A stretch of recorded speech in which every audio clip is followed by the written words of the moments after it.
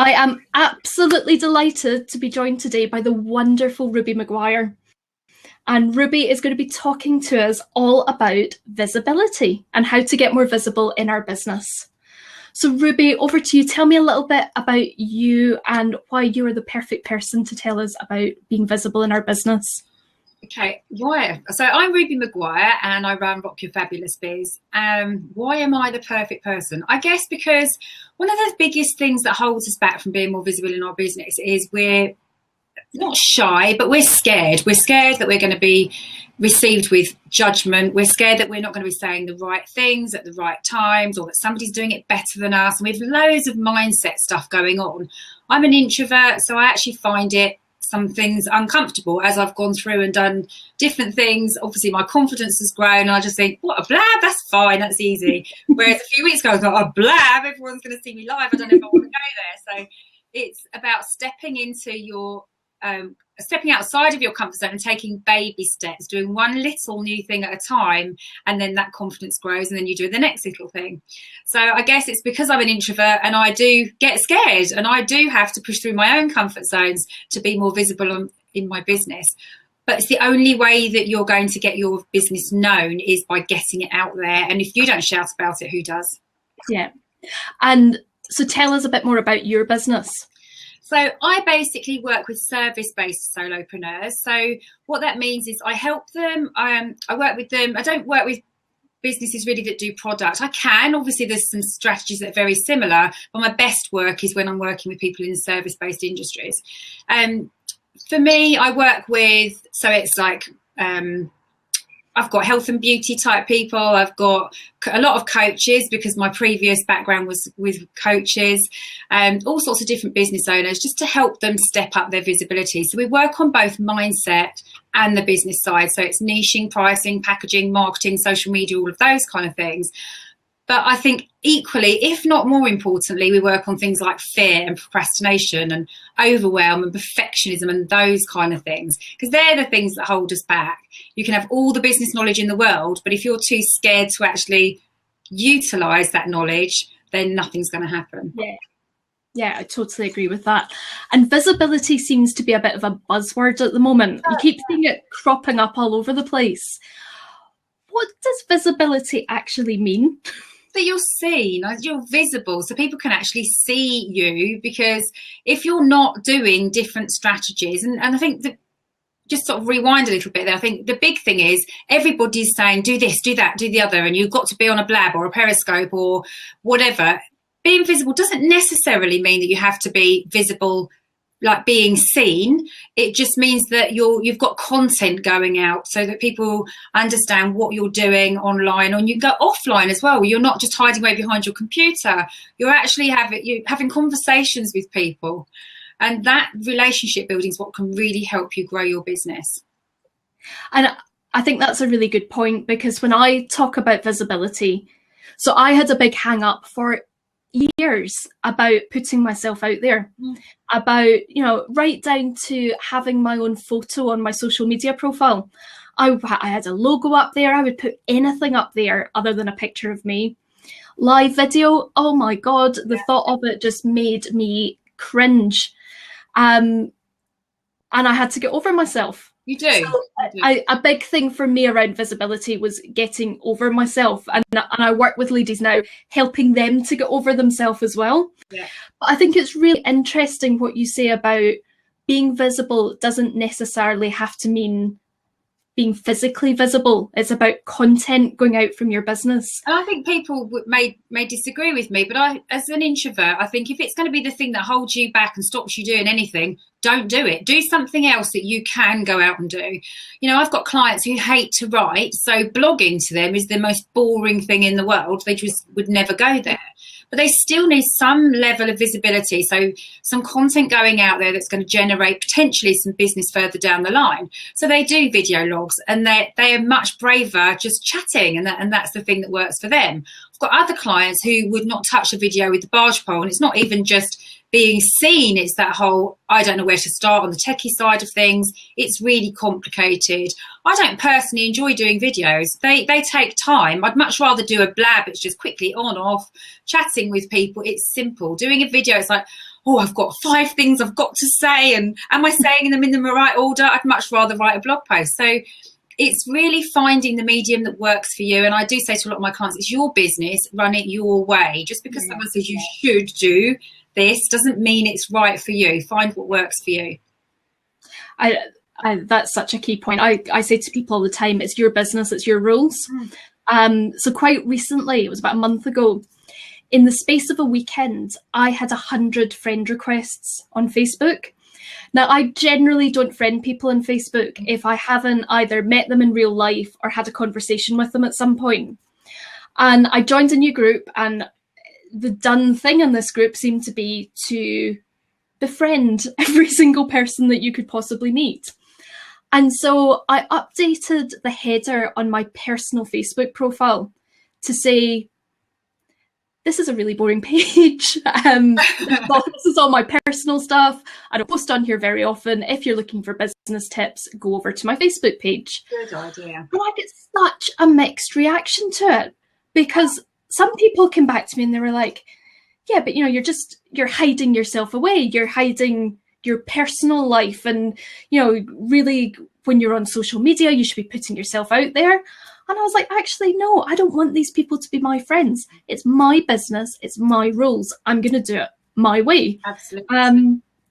And other people have said, that's a brilliant idea. Can I steal that idea? Yeah, I like it. I steal it. But it has to be about being visible on your own terms. I really do think it does. And I think that's a big part of it, because people automatically, visible means video, I think, to a lot of people. And it doesn't have to be. There's so many different ways that you can, get your business known. And it's just about trying a few different strategies and making them work really well for you. So as you say, there are so many ways to get your business known. Tell me about how you get your business known. I'm all over the place, Nicola. And I mean, as in visibly all over the place. But I think for me, one of the biggest pieces of advice I was given when I first started out was by a social media strategist, Rebecca Harriman, of RebeccaHarriman.com. And she basically said to me, focus on 2 social media platforms and do them really well. So the rest of them, have a presence on there, but the rest of them, don't focus on them as much. So for me, it's very much I was figuring out where my ideal clients were and where I enjoy being, because I think it's a 2-way thing. For me, LinkedIn, it's a strategy that I use. I find it a bit dull, if I'm honest. And I even put a post in a group the other day asking, why does nobody talk to you on LinkedIn? They connect with you, but then they don't want to talk to you. And it's like, I don't mind. I won't connect with you if I don't want a conversation, because it's all about that relationship building to me. So I'm on all of the different platforms. The main ones I focus on actually are Facebook. I would say that's probably my big number one. And then one that's kind of a sideline strategy that I've built very slowly and accidentally almost was my Pinterest account. So I do a lot of pinning around my my craft and all of those kind of things. I like quotes, and over time that started to bring me more business. So I spent a little bit more time focusing on that as a business tool, and also for me personally as well. So they would say they're my 2 probably main areas that you'd find me in. It always surprises people because I'm a service-based industry. So how does that relate to business? But it's actually linking your blog posts to Pinterest, and that drives some traffic for you. And Pinterest is something that I have dabbled with but have never mastered. Mm-hmm. But one interesting observation that I've got is that while I don't get a huge amount of traffic from Pinterest, what I find is that people that come from Pinterest stay on my site for a really long time. Okay. And I don't know why that is, but I get a reasonable amount of traffic coming through from Twitter, but they don't stay for very long. Mm. Whereas Pinterest, less traffic, but they stay much longer. That's really interesting. Yeah, I wonder why that. As I say, for me, it's just been playing. I'm not an expert in it. I've just been playing along with it, and I found some simple strategies that work really well for me. I wonder, because the rough age range I think is around 30 to 55, and I'm wondering whether it's because your potentially ideal clients, maybe, I don't know, are there, and that's why. Whereas with Twitter, maybe you're hitting a more diverse audience. Potentially that might be why you're getting that traffic over there a bit more, or are they spending longer with you? Yeah. So we're finding platforms where our target client hangs out. Always, but fun. We're finding platforms that we enjoy. Absolutely. So they're the social media side of things. I do offline networking as well, and I found that for me was a little bit of a missing piece of the puzzle, and not so much about building, it's obviously all about building relationships. For me, it was actually just getting out because it's so easy as a business owner to sit behind a computer screen and, I'm doing all of these amazing things. And actually, you don't talk to anybody for the whole day unless you're doing stuff like this and working with clients. But just having those nice informal conversations gets you out of the house. So yes, be visible, but I think you're also missing a trick if you're not, as in be visible online. But you're also missing a bit of a trick if you don't do some stuff locally as well and get yourself known locally as well. So then other things that I do, I have a podcast show. I have a blog that I write weekly for. I write a weekly newsletter. But what I do a lot more of, and I know we've talked about this, is repurpose a lot of content. So although it seems like I've got a podcast goes on a Monday, I've got a blog post goes on a Wednesday, then there's another one goes over onto LinkedIn. They're actually all the same thing. It's just I'm repurposing that content in different ways, and I'll share it at different intervals so that it gets a bit more coverage, maybe different times and that kind of thing. Brilliant. And repurposing content is so important. You have to. We spend so much time creating this stuff. Yeah. We have to get every ounce of value from it. Fantastic. One of the other things I wanted to talk to you was around confidence and having the confidence to be visible. So just in your experience and working with your clients, what is it that stops people from having that confidence? I think it is some of the big things. There's a big piece around fear because we start comparing. So we look at other people, they're doing all of these different things and they've got this £6-figure £1 million business. And it's like, no, they haven't got all of these things necessarily. Or if they have, they've done so much work that you can't see behind the scenes to get to that point. So I think there's a big thing around comparison. So like so-and-so is doing this, I ought to be doing this. And that, the language that we use with ourselves. There's fear of rejection. There's, fear that you're not good enough is a massive one. Who am I to put my stuff out there? Little old me, who's going to listen to little old me? And a lot of it is around the inner critic. What we're saying to ourselves can really hold us back. And I think the other thing when we're working with confidence with my clients, I say to them is, it's not a case of going from one end of the scale. You don't start off being lacking confidence and then you're at the other end of the spectrum where you're really arrogant. And I think there's a little bit of fear around that. I'm going to turn into, if I start working on confidence, I'm going to turn into this horrible person. It doesn't honestly work like that.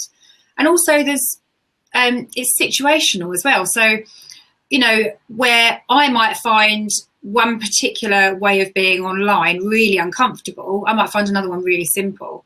So there's a confidence around the situation that you're actually working in. So you may be very confident working with your clients, but you're then having to say, look at me, this is my business. It's two very different things. Yeah, sure. And it's trying to translate that. I absolutely know I can help this person, but how can I share that without me feeling as if I'm selling my soul to people, selling myself out, or I'm saying, I'm amazing, you must buy. And it's trying to find that fine balance. But there's fear. What the fear does then is it makes us procrastinate. It sends us into overwhelm, and overwhelm is another big one that really holds business owners back because if you're feeling overwhelmed and don't know where to start, your confidence can start to crumble. And it's really having some quick strategies that you can put in place to help you with that overwhelm. And again, that's where it comes down to being really narrow focused with what you do. So once you know who your ideal clients are, you know the people that you want to work with, you can then narrow down your message and make it work much better than trying to do 500 different things at once like we all do. There's a quote, isn't there, where it's like, what's it like inside? I don't know if it's just me, I'm generalizing here, but I know your audience is for women, but that whole, I've got 50 million browsers open in my brain, that's what it's like. So, yeah. And again, just thinking about that confidence, what would your top tips be to help somebody to start to build their confidence? We know we're not going to go from underconfident to super confident, arrogant end of the spectrum, but what can people do just on a daily basis to start to build their confidence? Yeah, so particularly in the service-based industry, there's little things that you can do. I think one of the big ones is write down your strengths. So get a list, and I say do it up to your age number. So if you're older, I'm really sorry, you're going to have a longer list to do, and it's a lot harder than you think to actually pull that off. So write down your strengths, but also your business strengths, because when you're really up against it and you think, I can't do this, you can go back through some of the things that you've done in business that have really set you apart, or some things you're proud of. You can also go through your testimonials. So that's a really good way of you're telling yourself one story, but your clients' successes are telling you something completely different. And it's hanging on to those and thinking, do you know what? I'm really not very good at this, because that's the stuff that comes up. And then you look at it and think, but so-and-so said that. Okay. So that's something. It's also just saying, well, I'm just going to do this one day. And I think accountability is a big part of that. In my boot camp, I have a thing where I say, right, you've got a mini dare this week that you have to do. So they have to say what that thing is that they really don't want to do, that's scaring them. They have to go out and do it, and then they come back and tell how they've got on. And it's that declaring, that accountability that can really help. I'd say another tip is have an accountability partner. So whether that is a coach or a friend or somebody that can hold your hand almost if you're really feeling scared. You know, I remember my first webinar, I had a very good friend, who's still a very good friend. She's the Antonina Andreeva, she's AKA the Coachinista. And she was practically hand-holding me before I went on my first webinar, because I was really terrified. I tried every coach tool in the book. I even had bark flower remedies. I had lavender candles going. I had everything. Beautiful music going on in the background. Went out for a walk. Like heavy breathing, it's supposed to be calm breathing. It was definitely heavy breathing. All of the stuff just to get to it. But having that person saying, "You've got this. I'm beside you. You've got this," can make a huge difference to your confidence. And it is a baby step. But sharing it when you go, "I really don't want to do this tweet," and say, "I don't know why, but I'm terrified of Twitter. I don't want to do it, but I'm going to go in. I'm going in." And then they come back and say, "I did it. I actually did it. And I didn't die. It's okay." It's that thing. I did my first live webinar last week. Did you? And at the end of it, I was like, why the hell have I not done this before? So cool, isn't it? As soon as you're on and you're chatting, you're like, what was all the fuss about? It was really good. I really enjoyed it. We had a technical hitch where Google Hangout would not share the PowerPoint. And I ended up doing it all face to camera, which, 6 months ago would make me feel physically sick at the thought of 70 minutes of my face being on camera. And I ended up re-recording it so that when I sent out the recording, people had the slides. And one of the ladies that had been on live came back and said, "I actually really liked the fact that you were just talking to us. The slides would have illustrated some of the points a bit better, and it's great that we've got them and I can refer to it. But I just really liked you talking to us." And you think, why did I find that so hard? I know. Or why did I build up in my head that it was going to be so hard? And then when you actually do it, it's absolutely fine. It was lovely. I know. And I remember actually getting into the call literally about 2 minutes into it. I thought, I'm loving this. Why have I never done this before? It's just so cool. Because you're just chatting, and because you know what you want to talk about, it's really comfortable, isn't it? But it's the fear around, is the technology going to go wrong, and all of these different things, again, that am I going to be judged for the content I'm putting out there? All of those kind of things come into play. One of the things I talk about quite a lot with people, and I think this applies generally to building a business, but also about building your visibility, is that it takes time. Oh, very much so. And you can't just expect the whole world to know about you overnight. No. And I'd love for you just to talk a little bit about that and what your experiences of that have been. Because it's something I get asked all the time. People get very frustrated with the amount of time that it's taking to get word out about their business. And it's interesting, because I keep hearing the last couple of weeks, business isn't meant to be easy. You know, it's if it was, everybody would be doing it, and you get results because you put in the work and all of those kind of things. So there's an element of that. But I think because you've got so many success stories out there saying, oh, you know, this is what I did, and overnight my business did this, that, and the other, it makes everyone think that, oh, it's going to be really simple and it's going to be overnight. But I liken it to going on a date. If you were going out for your first date with somebody, you wouldn't at the end of the, hopefully, you wouldn't at the end of the dinner invite them to marry you. Okay, you'd get to know that person. You'd get to think, I really like this person. Then slowly it might turn into love, and then eventually it might be, you know, I want to marry this person. But you wouldn't just go all out on the first date. You're going to terrify them. So that's the first thing in terms of building relationships. But also it takes time. If you think about some new company that comes on the block, and you think, oh, that's really interesting, and that sounds like I might go and have a look into that and check it out. You get home, by the time you've got home, 20 million different things have come into your head, and you've completely forgotten what the name of the company was, or what they were even offering that that had actually piqued your interest. So I think it's really important that you build relationships over time, you share content over time, and it's the consistency that then gets you the results. But people expect to go from here to overnight success within even a couple of months. It took ages before people started to get to know, like, and trust me. First year, I guess I mucked around a little bit. I said I could coach anyone with a pulse. Maybe I could, who knows? But I didn't really niche, didn't get very clear on who I was working with, and anyone, yeah, I'll take you, of course I'll take you.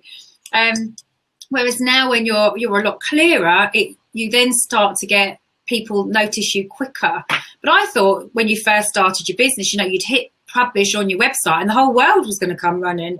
I had no idea that I had to do any more work other than that and just point people to my website. I was You mean they don't come running? They don't come running, Nicola. I mean, what's that to do with, you know? I was so disappointed.